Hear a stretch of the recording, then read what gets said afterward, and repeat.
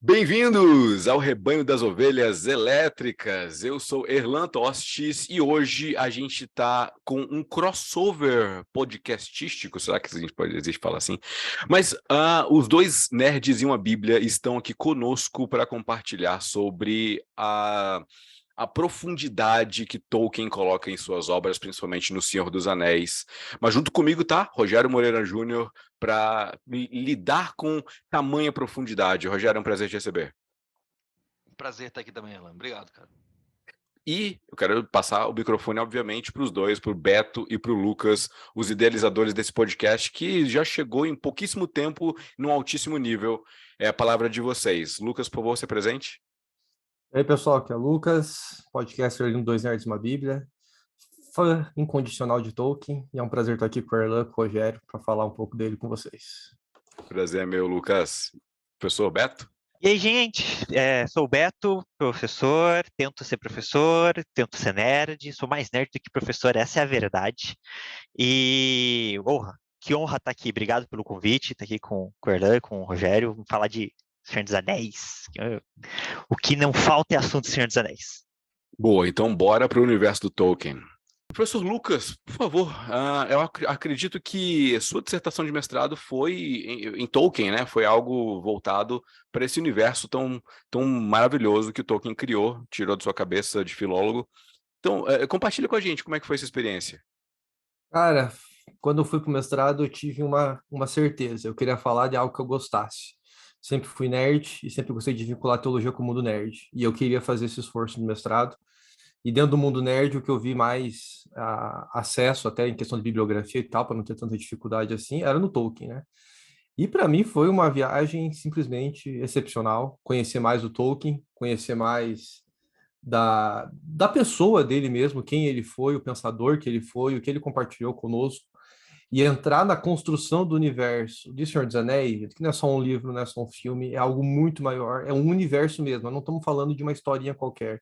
Estamos falando de um universo com história de milhares e milhares de anos, que um cara ali em 60, 50 anos construiu e não terminou, por sinal.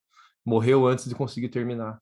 Então, para mim, foi uma experiência maravilhosa como leitor e como nerd, e também como teólogo, porque Tolkien conseguiu fazer tudo aquilo ali sem ser teólogo, e nada de teologia, né? Sendo simplesmente um religioso.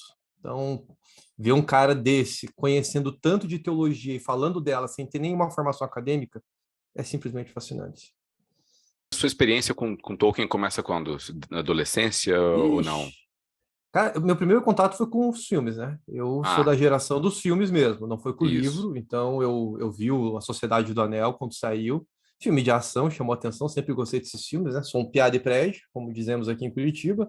Então, cresci como um nerd em prédio, em apartamento mesmo, essa foi minha criação. E Senhor dos Anéis foi um filme que eu gostei bastante. E depois eu fiquei sabendo que era livro. Aí fui atrás do livro. E aí a paixão, não vou dizer que foi paixão à primeira vista, amor à primeira vista, porque acho que ninguém lê Tolkien pela primeira vez e acha que é amor à primeira vista. Mas foi amor de quarta, quinta vista ali, depois de algumas vezes tentar ler e desistir, ler e desistir. Aí quando engrenou, foi muito bom. Mas foi na adolescência, mais ou menos, que eu tive acesso aos livros. E você, Beto, como é que foi para você a experiência de contato com Tolkien? Pelo incrível que pareça, meu contato com Tolkien veio por causa da igreja. A gente tinha um líder de jovens e adolescentes, quando eu era adolescente, e ele propôs a gente assistir o filme junto, no grupo de adolescentes, exatamente para gerar discussão sobre o filme. Então foi meu primeiro contato com O Senhor dos Anéis. Eu nem lembro o que a gente conversou, porque foi uma noite de filmes, com comida, eu lembro disso, de ter ido na casa dele, ter assistido, e aí depois disso a gente assistiu e tudo mais. Meu contato com o livro veio muito tempo depois. Foi uma luta conseguir ler o livro, diferente do Lucas, que gosta dele perdidamente paixão. Eu só fui terminar de ler O Senhor dos Anéis ano passado, depois de 5 anos aí pegando, tentando e não conseguindo. Mas é engraçado, né? Então, meu contato com O Senhor dos Anéis é por causa da igreja. E o seu, Rogério? É curioso você falar isso, cara, porque Cara, anos 90, cara, né? Tem lá o Fora do Éden que a gente volta a essa época mágica. E era uma época maravilhosa para Harry Potter, Senhor dos Anéis saindo. Várias pessoas estarem falando, meu Deus, isso é coisa do diabo, isso é magia tal. Só que, mesmo assim, eu lembro de discutir com gente no retiro, eu no alto dos meus 12 anos, muita bagagem para dividir com as pessoas, falando que Senhor dos Anéis era coisa do diabo, que crente não podia assistir aquilo. Mas também um irmão é um discipulador, assim, que cuidava da minha vida. Eu perguntei para ele que livro podia ler nas férias, tal, e ele, ao invés de recomendar Bom Dia Espírito Santo, recomendou O Senhor dos Anéis. E um outro irmão da igreja me emprestou. E eu gostava muito de fantasia, né? Já tinha lido Nárnia. E só que Senhor dos Anéis é outra coisa, né, cara? É outro tipo mesmo. A comparação entre os dois ela fica injusta. Mas ali foi muito legal. Na verdade, assim, além disso tudo, no meio disso, teve também um dia de filme com os amigos, mas infelizmente o filme que o pessoal pegou para assistir foi Duas Torres. Ou seja, eu comecei o livro sabendo que o Gandalf tinha ressuscitado antes de saber que ele tinha morrido. Ah, Que triste, não. que triste. Exato. Isso é Inclusive, frustrante. ouvinte, caso você né, chegou até aqui e não sabia que o Gandalf morria e ressuscitava, abraço. É verdade. Ok. Tem que É bom botar aviso de estabelecer então aqui, spoiler, né? cara. Spoiler free, né? Lá Ah, sei lá, de Silmarillion até, deixa eu ver, o Contos Inacabados ele passa um pouco antes. Então, é o Cara, Retorno do Rei mesmo, é o último, né? é até o Retorno do Rei, quarta Retorno do era, é Rei. isso mesmo. É, tá spoiler free, a gente vai falar tudo. Então, se você não leu, né, você tá uns 80 anos atrasado, né? Mas... Cara, pior, Erlan, que tem um cara lá do serviço, até é o vídeo do BTcast também, abraço, Leonel, que o cara passou por uma experiência muito interessante. Ele é um pouco mais jovem do que eu, assim, e ele nunca viu os filmes, é crente, gosta de fantasia, e tudo que ele sabia de Senhor dos Anéis era o que ele, né, ouvia falar dos outros e resolveu pegar para ler o Senhor dos Anéis, inclusive nessa tradição nova da HarperCollins. Então o cara tá em pleno 2022, ou tava em Ano da 2022, tecnologia. exatamente, né, lendo a mitologia do Tolkien e pegando aquilo sabe, de primeira vez, assim, sem caraca. saber o que. Claro, ele sabia que o Gandalf morria e ressuscitava, sabia que o Frodo no fim conseguia entregar o anel, mas ele não sabia nada, tipo, aquela parte, toda a cena da Laracna, ele não sabia. E mais, mesmo que ele tivesse visto os filmes, o expurgo do condado ia ser novidade para ele. Entende? Tanto que ele falou para mim que ele estava lá no Muitas Despedidas, né? No um dos últimos capítulos, eu falei, Finalzinho cara, do Retorno do Rei. tem bastante coisa ainda, né? O que mais tem no Retorno do Rei é fim, né? Inclusive os apêndices trazem mais um bocado. Então, mas não precisa nem chegar no Retorno do Rei, cara. Na Sociedade do Anel ele já vai ver um monte de coisa que não tem, cara. Tem dois amigos a mais, né, que acompanham o Frodo. Tem o Frodo, o seu Merry Pippin, e Tem tem mais dois hobbits que acompanham eles o a- Até, Fett, até, a- até até depois do Bri, não, rio. até Não Bri? chega a ser até Né? Bri, não chega a ser até Bri. não é Bri, não é Bri, É até a Vila dos a terra. Tux. A Isso, Vila isso, dos isso. Tux. Aí tem o Tom Bombadil, que não aparece também nos Isso. filmes. Temos o Tom Bombadil. Tem muita coisa, cara. A adaptação teve que cortar muita coisa, senão não ia caber num filme. Os Claro. olifantes, É. né? Aqueles monstrões Não. lá, aqueles olifantes. Não, esses até aparecem, acho. No Retorno do Rei eles aparecem no filme. Ah, verdade, verdade. No Então o filme eles Legolas aparecem. surfa, né? O Legolas surfa Isso no... aí. Isso, é verdade, É, lembrei. Isso mas aí. eu também, o expurgo para mim foi uma surpresa muito bem-vinda. Essa parte final aí, apesar de já ter assistido versão estendida e gostar muito de jogar tudo, eu não tinha lido. Pois Então, é, cara. Pois e é. é Uma uma parte coisinha, maravilhosa. tem uma coisinha pequena também, o Saruman, quando ele não deixa, ele deixa de ser o branco e se torna o Saruman de muitas cores. É algo pequeno, mas é algo que Isso. os filmes não trazem. Então tem vários detalhes. O Pippin, né, ele é bem taxado como um cara ridículo, mas os hobbits, os quatro personagens que aparecem nos filmes, são muito maduros, na verdade, né? Eles são já Sim, senhores. sim. Então tem várias mudanças na Exato, adaptação. exato, exato. É uma história sobre velhinhos indo resolver um problema. Velhinhos naquela, né? É Goonies com magia. É a mistura de Goonies com Goonies Willow. com magia. Goonies com magia. Olha, cara, se a gente fizer Goonies hoje, com os atores, né? Com os mesmos atores de Goonies hoje, a gente vai estar ali perto do Senhor dos Anéis. Então. É uma coisa que eu acho curiosa, é o seguinte, o quanto que, assim, a idade chega e a gente perde a noção de que as coisas que para nós são clássicos, que, assim, a gente assistiu na infância e adolescência e tal, tem uma nova geração, que foi? Foi o Rogério? O Rogério citou o caso do amigo que está em pleno 2022 lendo, mas da mesma idade. Mas tô falando que existe uma nova geração, a galera com, sei lá, 12, 13 anos, que não pegou os filmes lá em 2005, né? 2004, sei lá. Não pegou esses filmes. Eu acho que 2003, né? O primeiro, né? 3, 4, 2001, não 5. foi? Não, foi Não foi 2001. 2001? 1, 2, Foi 3, então? 2001 primeiro. Que seja, 22 anos atrás, tem uma galera, então, que quem nasceu, sei lá, em 2000, não assistiu na infância, né? Então, não pegou o hype que a gente pegou. Então, por exemplo, minha filha foi assistir os 3 filmes do Senhor dos Anéis ano passado. Então, para ela, foi toda uma novidade total, entendeu? Então, ela tem o quê? Mas Ela ela já tinha... conhecia a história, ela já, tipo, já tinha Não. referências. Não. Zero. Para ela foi totalmente novo. Então, entendeu? Então, porque ela tinha o quê? Os memes, The Taking the Hobbits, Isengard, só isso, né? Não tem nada além Adoro. disso. Pô, Erlan, mas aí entra a educação, Erlan. Poxa. Não, Rogério, não, peraí, que tem os Nazgûl ali, é assustador para criança, sei lá. Não, mas eu acho que também entra uma questão até do marketing. A HarperCollins, quando assumiu a tradução do Senhor dos Anéis, o trabalho de marketing que a HarperCollins tem feito é muito diferente do que a Martins Fontes vinha fazendo, né? Sim. Pelo menos o marketing nas redes sociais que a HarperCollins fez, pegando inclusive esse pessoal mais pop para ser que são influenciadores, né? Tem o Tolkien Talk, né? Que é um canal bem famoso no YouTube, tem a Cristina Sim. Casagrande, que é mestre em Senhor dos Anéis e também lançou livros e tudo mais. Eles pegaram esses caras que estavam nas redes e fizeram eles contagiarem aí uma geração com o Senhor dos Anéis, e apesar de não gostarem muito, a trilogia do Hobbit também, né? Não, tem gente que não gostou tanto, mas ela deu um bom gás aí para o pessoal conhecer o universo do Tolkien. É maravilhoso porque você chega ali e você vê que tem coisa muito melhor, né? Sim, Você tem uma porta. A porta é feia, gente, mas depois que você entra é bem melhor. Exatamente, cara. E o trabalho de marketing foi muito bom e graças a Deus tem sido divulgado, né? Tolkien tem sido muito divulgado realmente na contemporaneidade.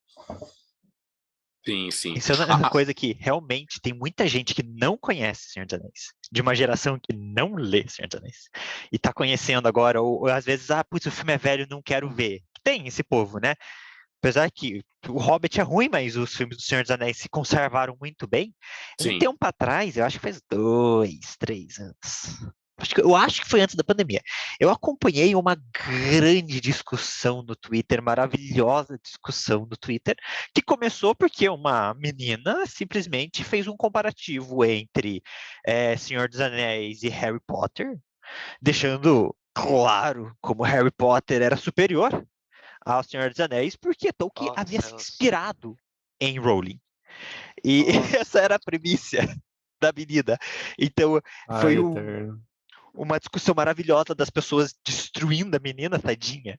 Mas a gente tem essas situações, né? Harry Potter, querendo ou não, fez muito sucesso. Talvez mais sucesso atualmente nas gerações atuais do que o Senhor dos Anéis. E aí acontece esse tipo de coisa. É engraçado. E faltou educação, tadinha. Faltou muita educação. Aí, ó. Cadê os pais da criança numa hora dessa? Na minha experiência, Harry Potter e Senhor dos Anéis estão juntos, porque eu lembro que foi em 2001 ou 2002, não vou lembrar, por ali, ou 2001 ou 2002, o primeiro livro que eu li foi Harry Potter, ou assim, livro grande, livro de, sei lá, mais de 200 páginas, sei lá, que não era da coleção Vagalume, era um amigo meu, né, um abraço, Edson, ele tinha o primeiro, né, o Pedra Filosofal, e ele leu e falou que gostou e me emprestou.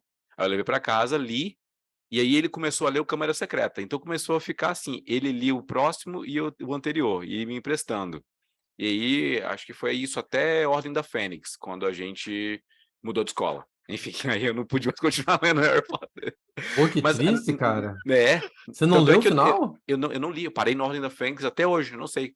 É porque na Caraca, época Pô, tava cara, saindo, que sacanagem. caraca. tava saindo, né? A Ordem da E Fênix foi procura o estreia cara no no Facebook, ano. pega o livro com ele, Erlan. Não, Vai lá, cara.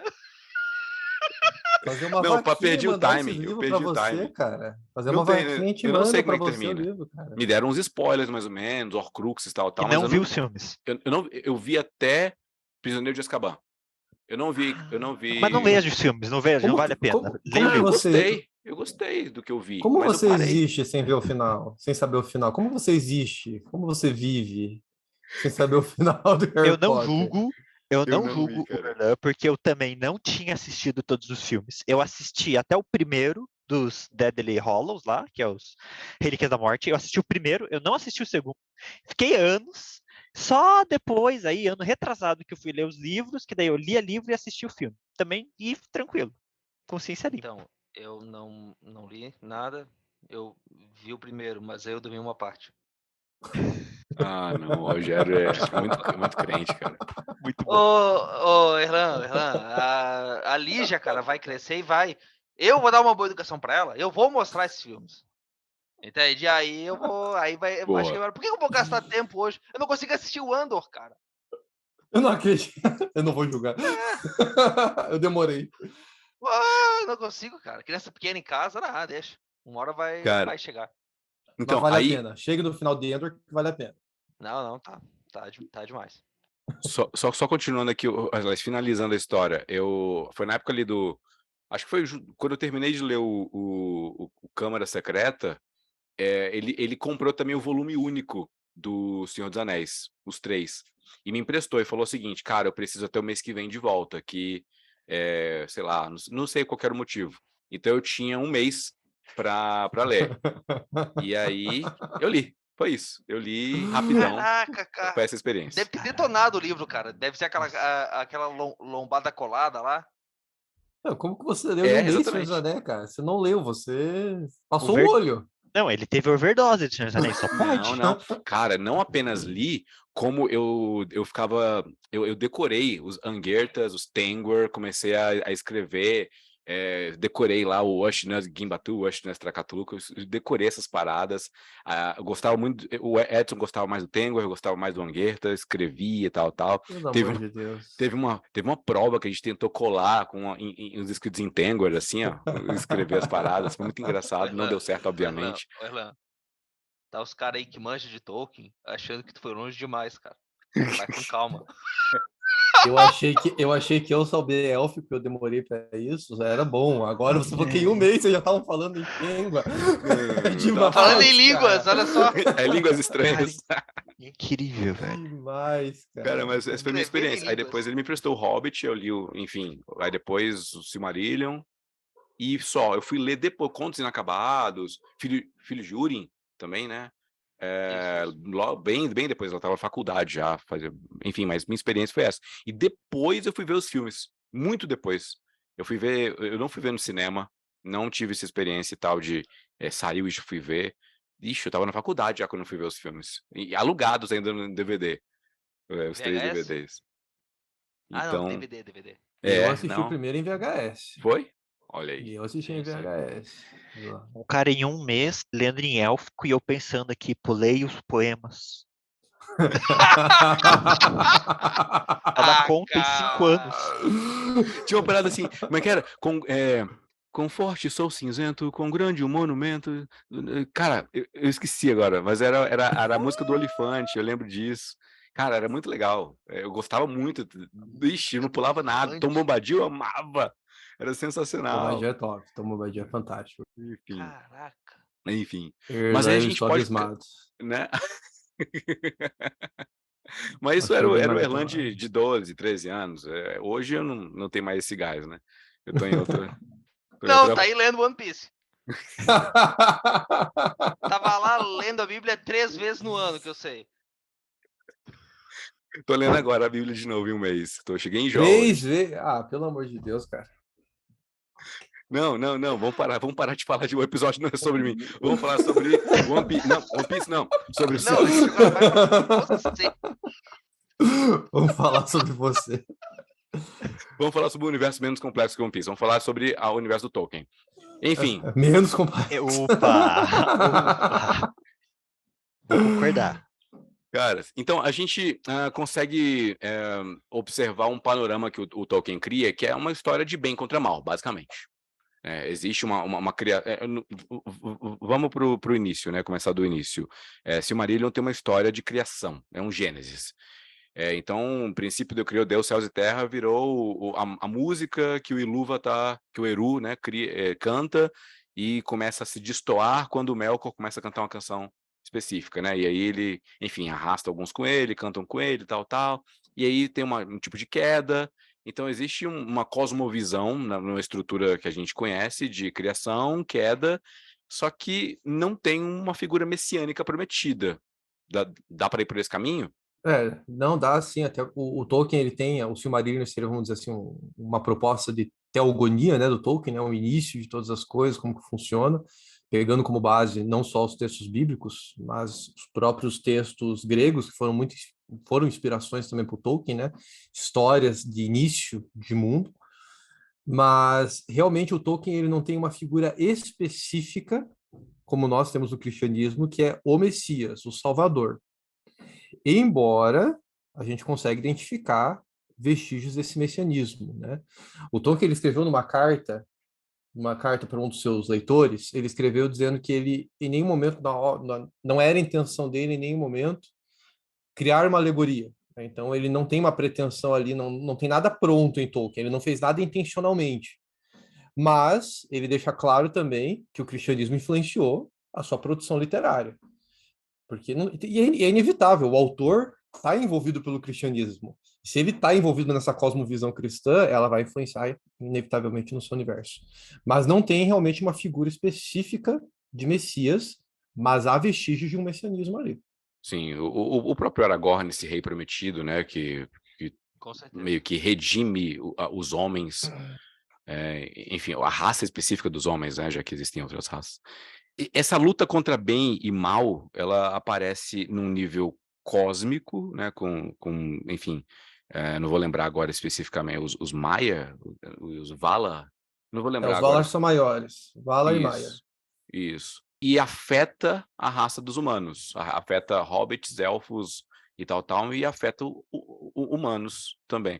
Só que humanos não são o foco, assim, pelo que eu percebo no universo do Tolkien, né? Existe uma biodiversidade de raças grande, onde elfos têm participação grande, anões também, os próprios anéis que são criados, são 9 anéis para os reis humanos, são 3 para os elfos, 5 para os anões.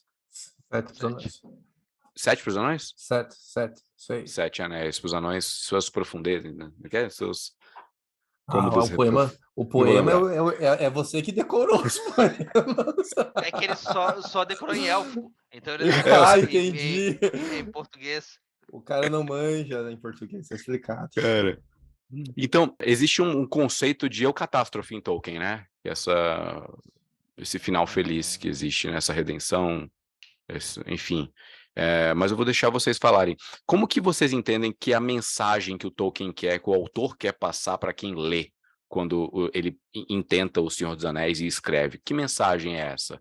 A intenção mesmo do Tolkien, que ele deixa também nas suas cartas expostas, é que ele queira fazer uma mitologia para a Inglaterra, né? Então essa é a intenção dele, é criar uma mitologia para um povo que não tinha mitologias, né? Que eles só roubavam mitologias alheias. E aí o Tolkien ficava indignado com isso, falou, não, a gente tem que ter uma história inglesa, uma história que nasceu aqui e ele se prontifica em ser o autor dessa mitologia, né?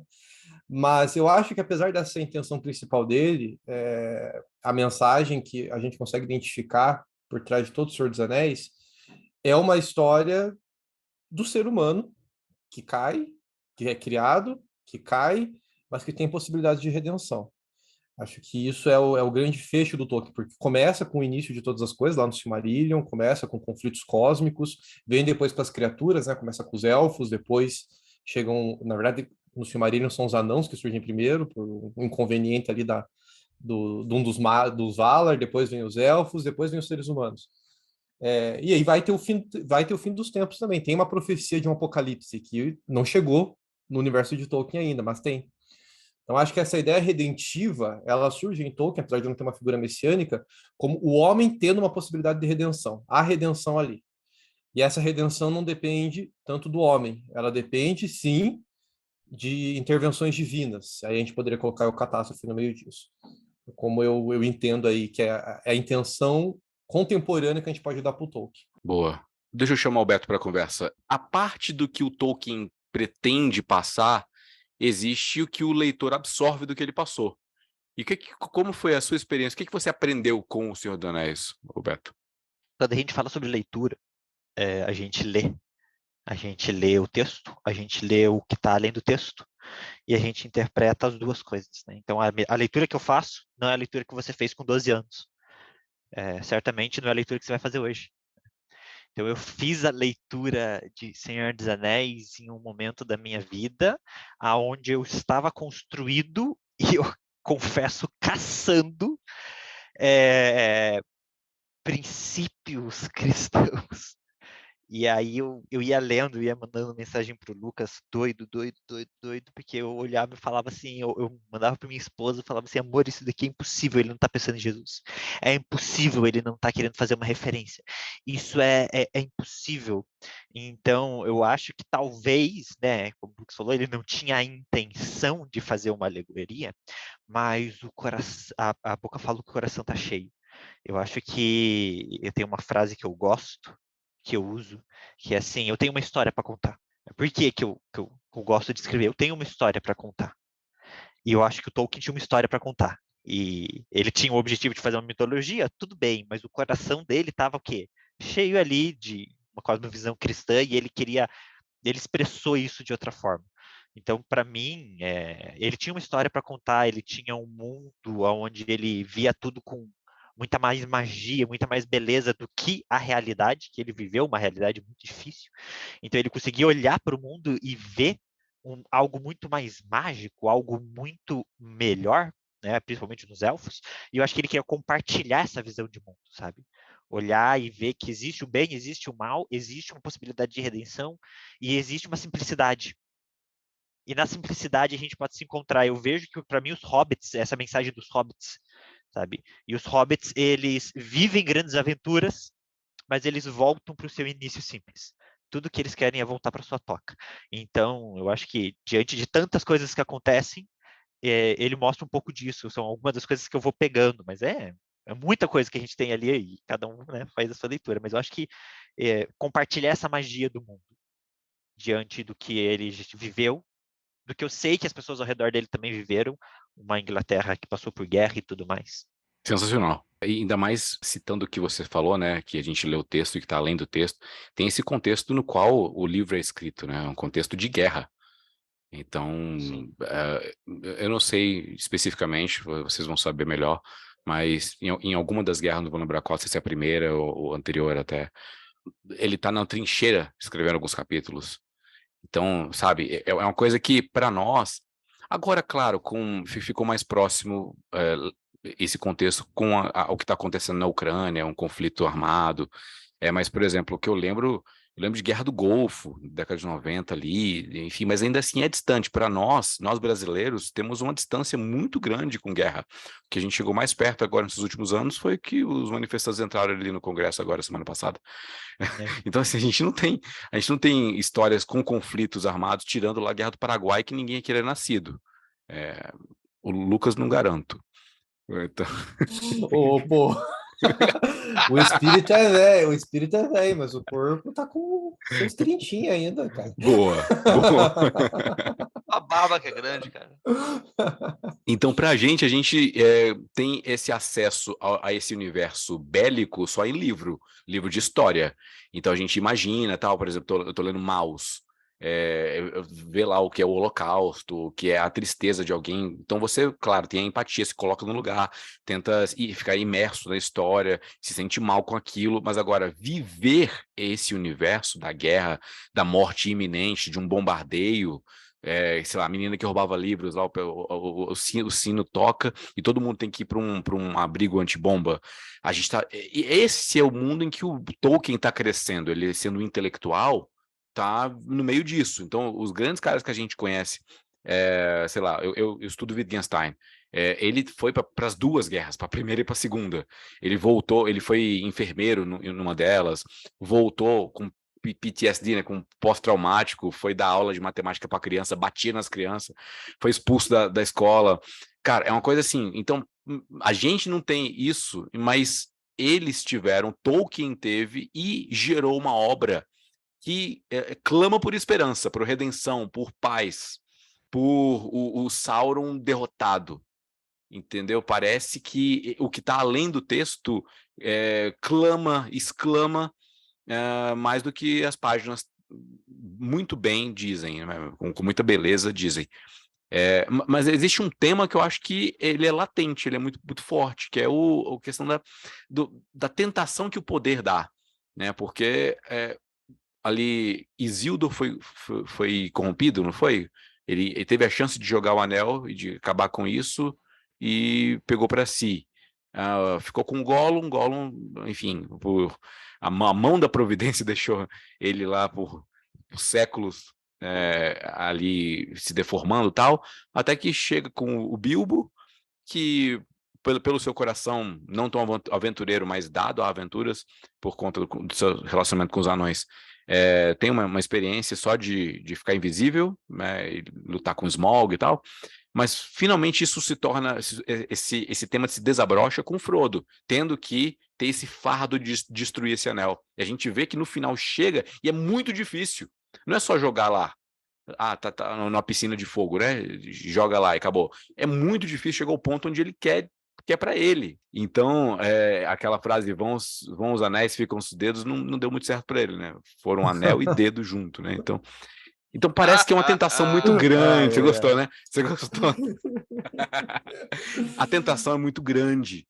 Então, o Boromir foi corrompido, enfim, a gente vai vendo essa tentação sendo grande, que é um tema cristão também, essa resistência à tentação. Cara, e é interessante falar disso, porque o pessoal fica batendo no Frodo, né? Ele caiu, ele perdeu, ele cedeu. Minha grande indagação é: alguém teria resistido até o final? Será que alguém teria vencido a tentação do anel no final das contas? Acho que a lição que o Senhor dos Anéis está nos dando é que nenhum de nós vence o anel, né? Não existe um ser vivo que vença o anel. O Frodo estava fadado a cair, assim como qualquer outra criatura está fadada a cair. A grande questão é que o Frodo tinha aquilo que talvez os homens grandes não tinham, né? O Frodo não tinha poder.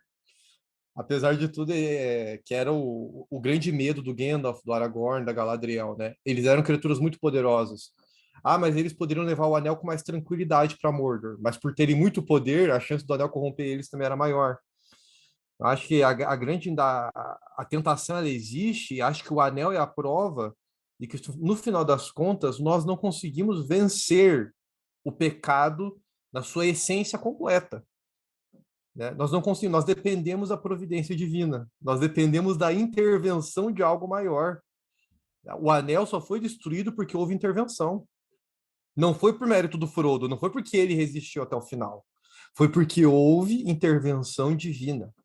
Isso é uma lição fantástica. Por isso não tem Jesus Cristo escancarado ali, mas é impossível não ver a redenção nisso. É impossível. Tá, o que você está falando é que. Porque algumas vezes no livro, né, o Gandalf fala pro Frodo: olha, talvez o Bilbo não ter matado o Gollum tenha algum propósito. Aí depois o Frodo ficar falando: nossa, não consigo matar, eu sinto que não dá, eu sinto que não rola. É como se Deus tivesse, né? Eru tivesse, a Providência tivesse guardando o Gollum, guardando o homem para o dia mal, né? Para trair, para atacar, mas nesse ato de traição acabar. É claro, né?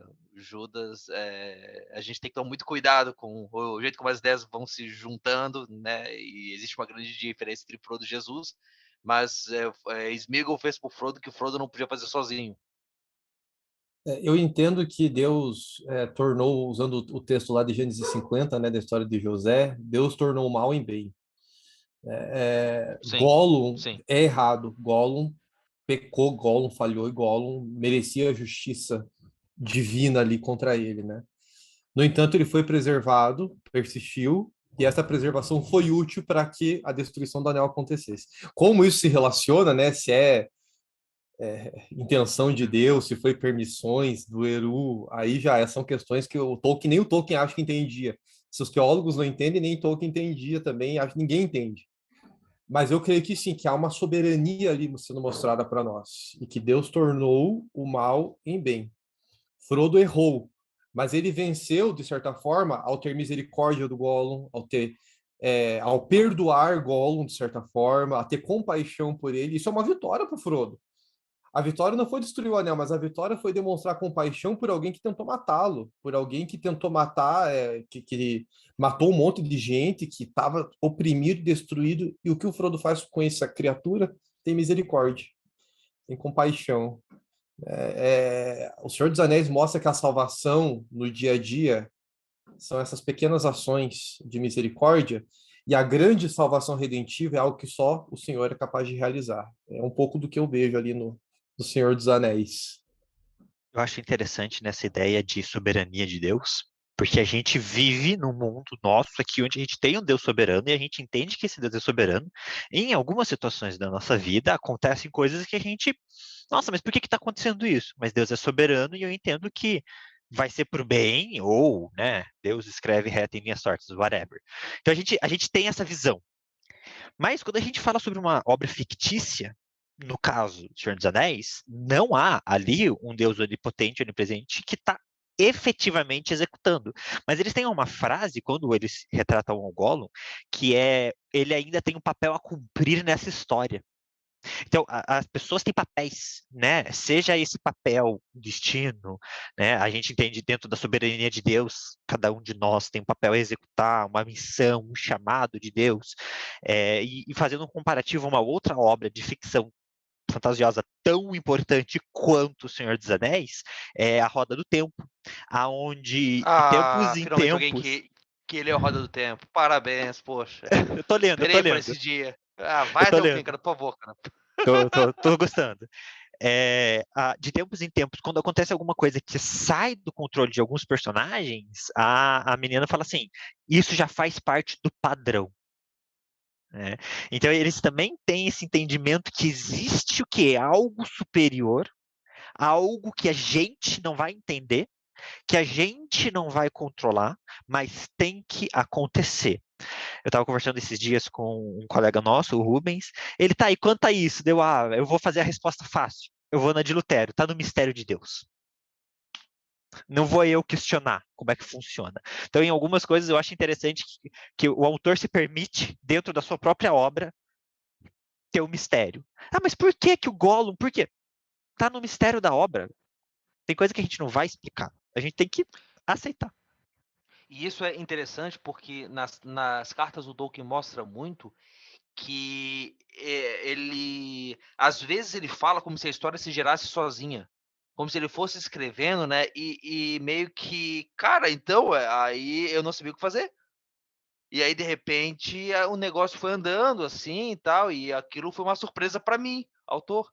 O que é muito interessante, sendo um cara chato em detalhe e organizado como o Tolkien é, mas até mesmo para ele, né, tinha de fato, né, esse mistério. Poxa, se a gente for pensar, né, que quando ele escreveu o Hobbit, ele coloca um anel ali e põe um necromante na floresta, sabe? Põe o Gandalf andando de um lado para o outro.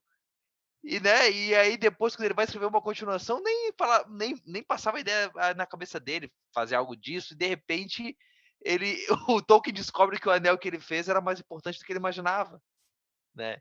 Então, isso de fato, assim, de fato isso é muito muito maneiro, assim, e você estava falando, cara, eu estava lembrando, do que eu acho que a trilogia dos filmes, ela foi muito feliz, porque os roteiristas eles captaram muito a visão do Tolkien escrever.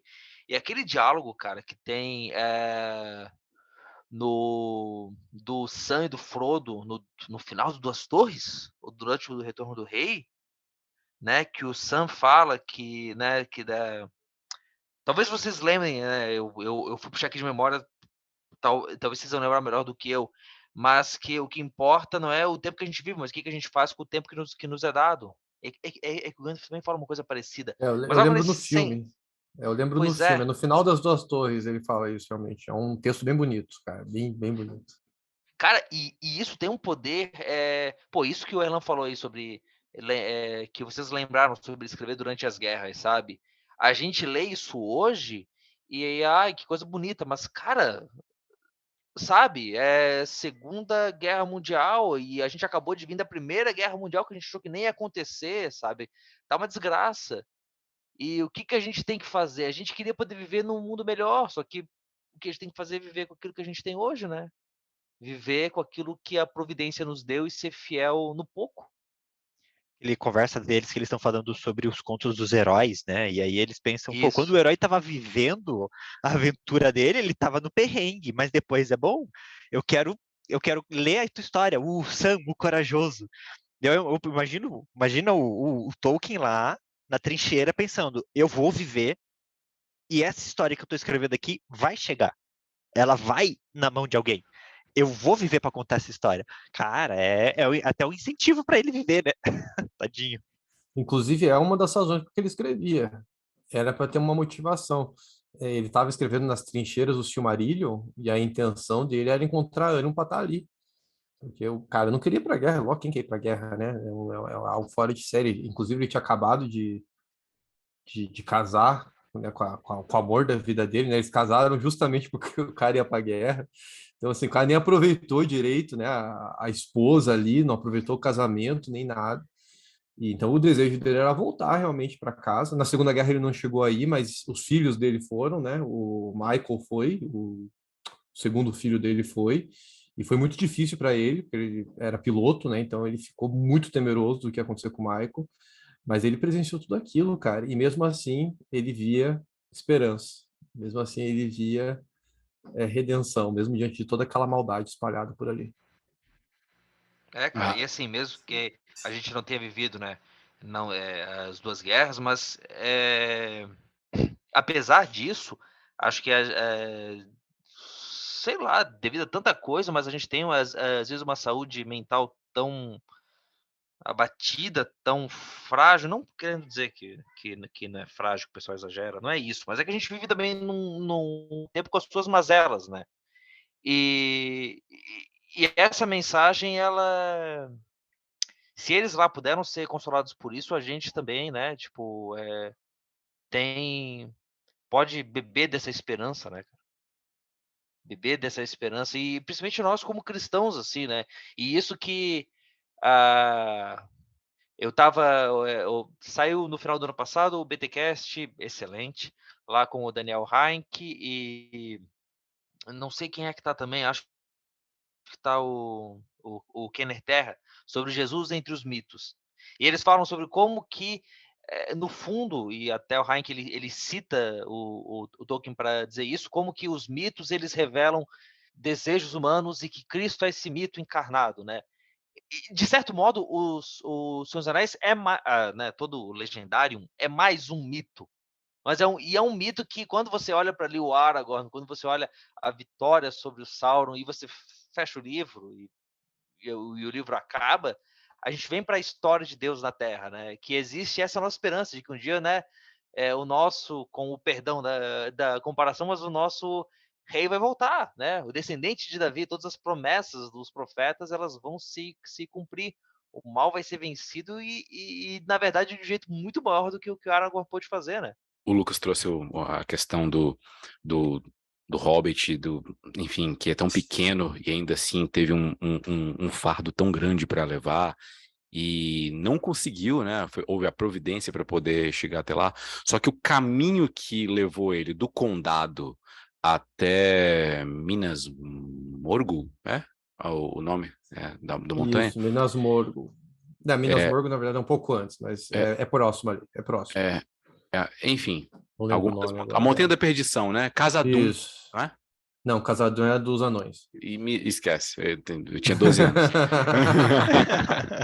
O caminho que leva o Frodo do Condado até a Montanha da Perdição, foi boa agora, é um caminho que só foi possível porque houve uma sociedade com ele, houve uma comunidade com ele, houve seus pares, outros hobbits, houve o Passo Largo, houve o Mago, houve os anões, houve a galera em Valfenda, houve a galera falando o seguinte, você tem a minha espada, você tem o meu arco, você tem o meu machado, aí o Chapolin, você tem a minha marreta biônica, cada um entregando aquilo que é a sua característica de força, de poder.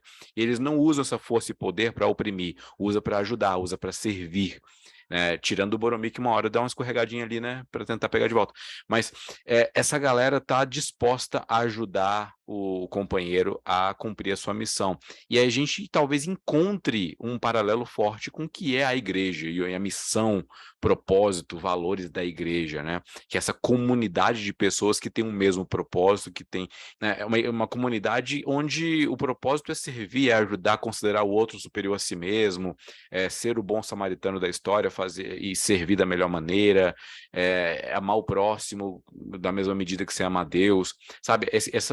Esse conceito de comunidade e de bem comum e de comunitarismo, essa ideia de todo estamos junto, entendeu? Em rumo à Montanha da Perdição, mas eu não largo sua mão, senhor Frodo. Vem agora, por exemplo, um tema muito forte, que é a fidelidade do Sam para com o Frodo, né? Tô contigo na Toca da Laracna, seja aqui no meio dos orcs, dos Uruk-hai, eu tô contigo. Então, esse senso de companheirismo é algo que é muito forte, é um tema muito legal. A amizade é algo que o Tolkien valoriza muito, é uma virtude que o Tolkien valoriza muito. De fato, o Frodo sozinho não conseguiria chegar em... Eu pesquisei aqui, Orodruin é o nome da Montanha da Perdição. Isso. Minas Morgul é onde ficam os Nazgûl. Então, o Frodo não teria chegado sozinho lá, e tanto é que ele tenta uma hora, né? Quando a fraternidade se rompe ali no final da Sociedade do Anel, a intenção do Frodo é ir sozinho até Orodruin, né? Ele não quer ir com mais ninguém porque ele tá com medo de perder mais gente. Ele não quer perder os amigos que lhe são caros. E aí o Sam, né? Que é fantástico. É um personagem fantástico. O Sam vai lá e fala: não, eu vou com o senhor até o final, porque eu fiz uma promessa. Ele ainda fala: eu fiz uma promessa pro Sr. Gandalf, né? E ele vai cumprir essa promessa até o final. Acho que o legal dessa questão da fraternidade, além da questão da unidade, da importância dessa unidade, é mostrar o quão frágeis nós somos e o quanto nós dependemos uns dos outros. Mesmo Aragorn, sendo um Númenoriano, né, um descendente de Númenor, um grande guerreiro, um rei, né, que pode ter uma grande expectativa de vida ainda, ele depende de outros, né? Ele depende daqueles pequenos hobbits para estarem junto com ele. O Legolas, um elfo que enxerga muito melhor do que, sei lá, que criatura dá para comparar a ele, corre muito mais rápido que muita criatura aí que a gente já conhece. Cara, ele depende do Gimli, que é um anãozinho, mas que tem um conhecimento das rochas, uma persistência, uma teimosia que é peculiar dos anãos. Vou pegar aqui, como diz Efésios, essa multiforme graça que vai se manifestando ali na diversidade realmente, né? E a igreja é feita disso, e é feita dessas pessoas pequenas.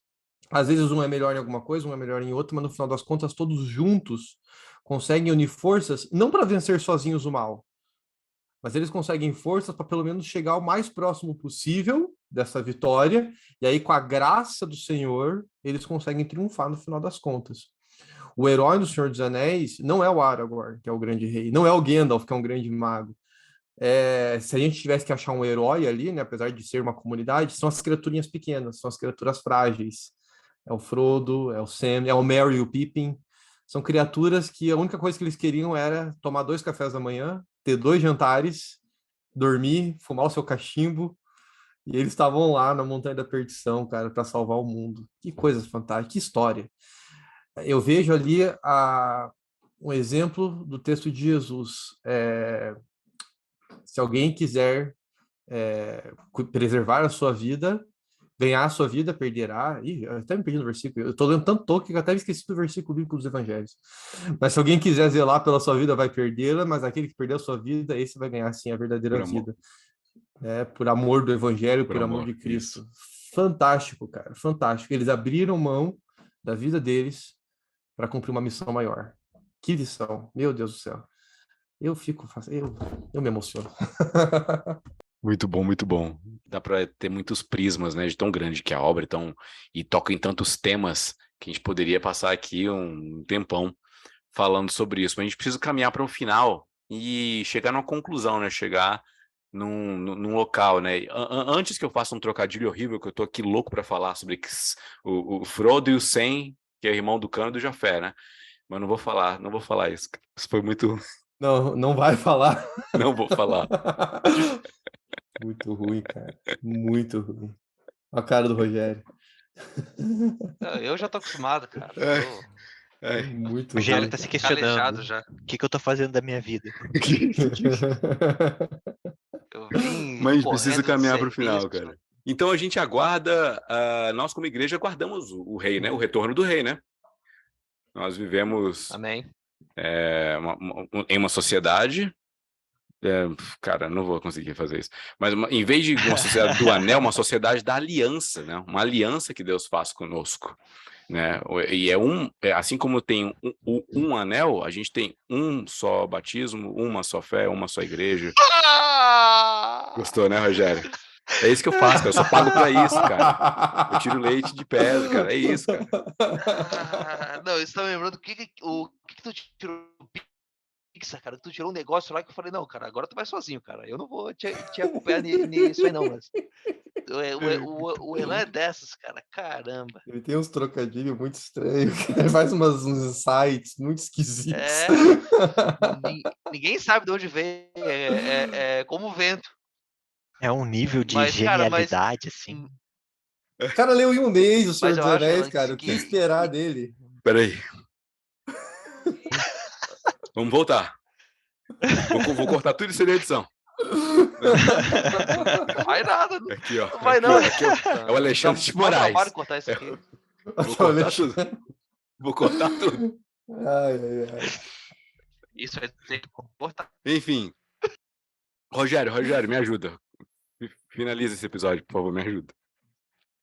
Não, cara, mas, cara, eu acho que, como você falou, a gente viu muito pouco de uma obra muito grande e o maneiro é, né, a gente...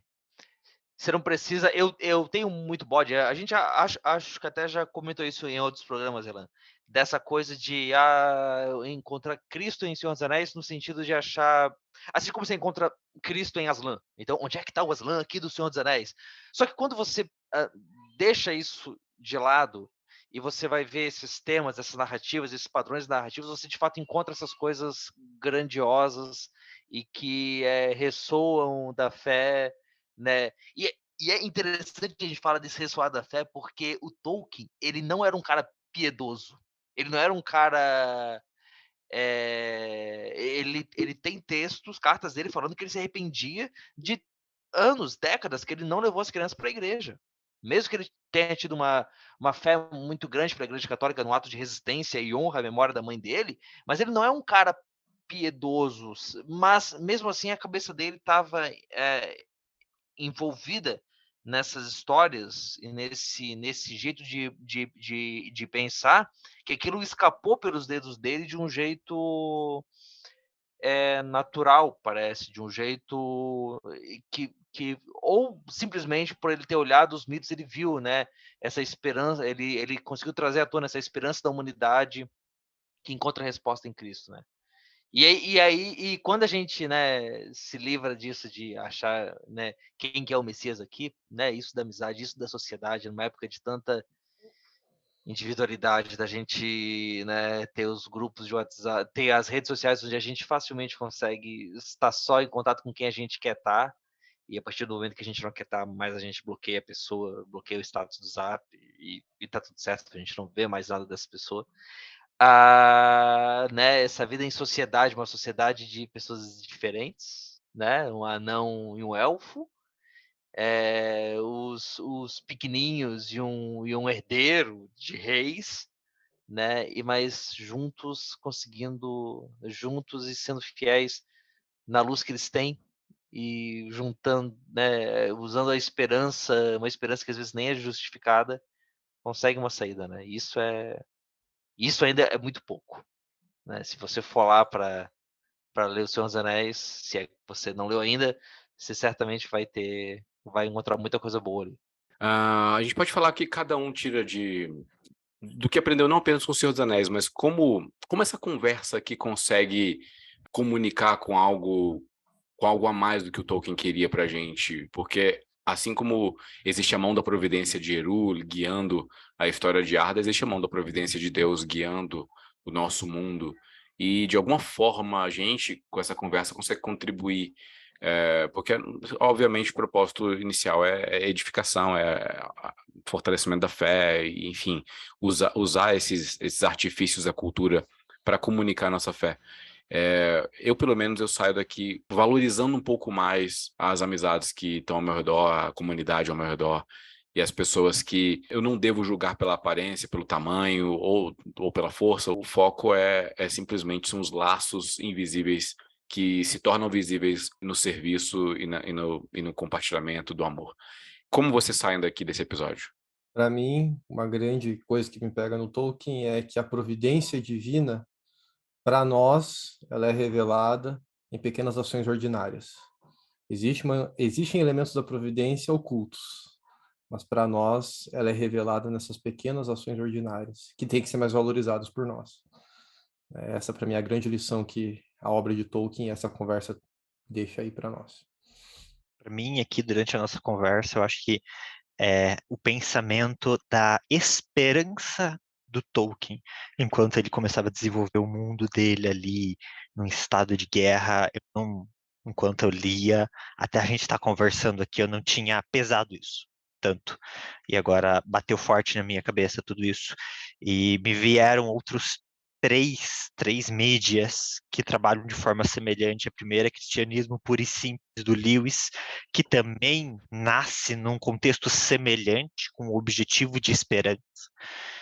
Então a gente vê algo, né, como novamente o cristianismo em algo envolvido isso, mas forte veio um filme e um livro que é A Última Parada, Auschwitz, que é um livro que eu li há algum tempo atrás, que foi, se eu não me engano, o único livro efetivamente escrito em Auschwitz. É um médico polonês que sobreviveu a Auschwitz e começou a escrever o livro lá, e ele ganhou o Prêmio Nobel de Medicina de Paz com a teoria do pós-trauma de guerra, ele que desenvolveu. Então é o livro da experiência dele em Auschwitz. E aí pesa um pouco, eu estou pensando na experiência que ele viveu lá, e isso que talvez o Tolkien tivesse quando ele começou a escrever O Senhor dos Anéis. E um filme que eu assisti no finalzinho do ano agora, que é o Nada de Novo no Front, lançado pela Netflix, que é a terceira edição de uma adaptação de um livro que foi lançado por um alemão no começo da Segunda Guerra Mundial, relatando a experiência de jovens na Primeira Guerra Mundial e como a vida dos soldados é descartável. Então, numa situação dessa, onde você está num lugar onde nitidamente a sua vida é descartável, que esperança você tem? Aonde você encontra a sua esperança? Né? A nossa esperança está em Deus. Eu e o Lucas, a gente tem conversado bastante sobre esperança, então eu acho que pensar nisso, sabe? Se não servir de nada, se eu não conseguir publicar, por exemplo, o meu livro, pelo menos serviu de esperança para ele aguentar a guerra, é interessante. Vou pensar um pouco mais nisso. Acho que de fato, cara, é isso que, né, que o Lucas comentou ali sobre a amizade, é uma coisa que, como falei, né, cara, a gente é muito fácil pra gente, né, não conseguir passar tempo com os amigos, não conseguir, desprezar a amizade, desprezar a comunhão, ser muito individual, e acho que Ok, beleza, não preciso de outras pessoas fisicamente, eu consigo ter relações online que vão muito bem, obrigado. Mas isso não é verdade, né? E a gente precisa uns dos outros de diversas formas, né? Pessoas perto da gente. Tem um livro do Tony Reinck, 12 maneiras como seu celular está te afetando, alguma coisa assim, que ele fala sobre como que é falsa essa visão de que eu tenho comunidades virtuais, onde todo mundo pensa como eu, e elas são boas, né? E não, né? A gente precisa da igreja onde o gentil e o judeu se encontram, né? E onde a gente pode, e a gente vai ser ajudado nas pequenas coisas, né? Nos pequenos gestos de bondade. Acho que a gente consegue encerrar esse episódio ratificando o tema da esperança, né? Não acabou. A gente aguarda o retorno do rei, mas o nosso rei venceu. Ele venceu. A esperança é uma certeza. Para nós é um firme fundamento, o chão que a gente pisa. A gente não vê, mas a gente pisa. E a gente segue andando e, enfim, cantando a canção. Queria agradecer Lucas e Beto. O Rogério é de casa, não vou agradecer não, mas o, o Lucas e o Beto toparam, conseguiram um espaço na agenda. E eu queria que vocês falassem um pouco desse projeto do Dois Nerds e uma Bíblia, que começou há tão pouco tempo e já tem tantos episódios tão sensacionais. Caras, falem um pouco do projeto de vocês. A gente se conhece há um tempo, o que eu e o Lucas a gente começou a estudar junto teologia, e o que uniu a gente não foi a teologia, foi o fato de sermos dois nerds numa sala de teologia.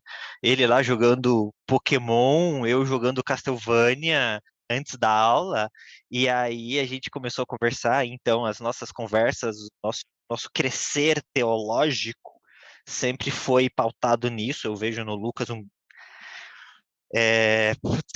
não vou falar que ele foi somente um Gandalf na minha vida acadêmica, me carregando, me ajudando, e a Ai, ai, ai. gente, e a gente sempre falou sobre isso, sobre encontrar Deus em tudo, e sobre uma necessidade crescente que a gente vê como líderes, eu não mais hoje, mas já líderes, adolescentes, de jovens, de se comunicar com os jovens e quebrar alguns tabus e falar de teologia de uma forma que a gente se sinta confortável.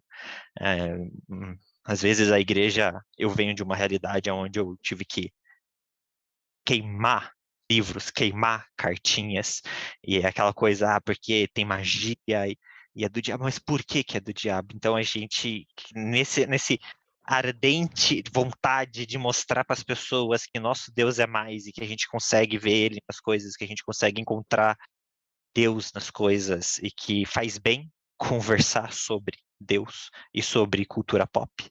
A gente criou esse projeto, anos conversando, a gente, vamos fazer, vamos dar certo. E começamos, e graças a Deus já temos recebido uns feedbacks muito bons. Lucas.